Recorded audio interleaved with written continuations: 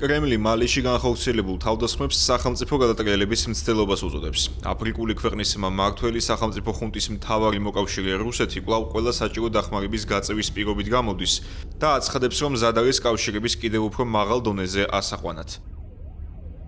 კონფლიქტის ესკალაციის ზრდის ფონზე სამხედრო ხუნტის ლიდერი, რუს დიპლომატს იგორ გრომიკოს შეხვდა, რომელიც მალიში ელჩის მოვალეობას ასრულებს. მხარეთა მტკიცებით 25-26 აპრილს განვითარებული მოვლენები გარე ძალების მიერ წახალისებული და დაფინანსებულია.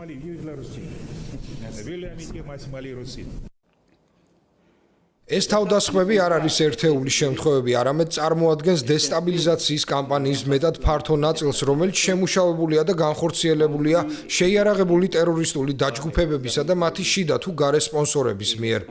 სწორედ ისინი აწვდიან მათ სადაზვერვო და მატერიალურ ტექნიკურ მხარდაჭერას.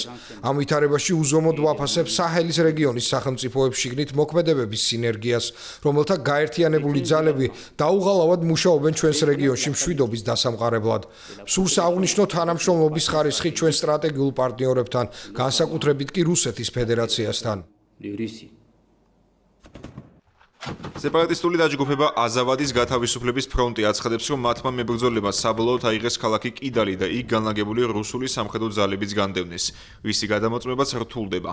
მსგავს სტრატეგიულ მარცხს მოსკოვი როგორც წესი არ აღიარებს, თუმცა ექსპერტების თქმით, მოვლენათა ასეთი განვითარება შეიძლება ჩაითვალოს რუსეთის თავდაცვის ძალების დანაყოფის, ეგრეთ წოდებული აფრიკული კორპუსის სერიოზულ კრახად.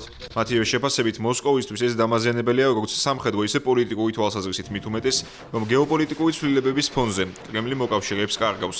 მალიში კი სამხედროების დაკარგა. რამდენი უცნობია. რუსული მხარე მხოლოდ იმას აცხადებს, რომ ყურადღებით აკვირდება პროცესებს და რომ მშვიდობის მომხრეა. რაც შეეხება აფრიკულ კორპუსს, ეს საკითხი თავდაცვის სამინისტროს დაქვემდებარებაშია და გირჩევთ თქვენი კითხვები სწორედ ამ უწყებაში მიმართოთ. ჩემი მხრიდან უკიდურესად მნიშვნელოვნად ვთვლი, რომ ქვეყანაში რაც შეიძლება სწრაფად აღდგეს მშვიდობა და სტაბილური წესრიგი. В стране все вернулось в мирное, стабильное русло.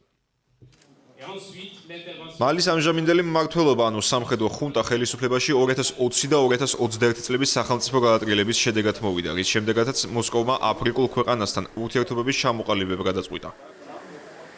სწორედ ამის შედეგი ადგილზე რუსული სამხედროების განლაგება, რომლების კრემლის წარმომადგენლების მტკიცებით 25-26 აპრილის თავდასხმების დროსაც ეფექტურად ებრძოდნენ მოწინააღმდეგეს.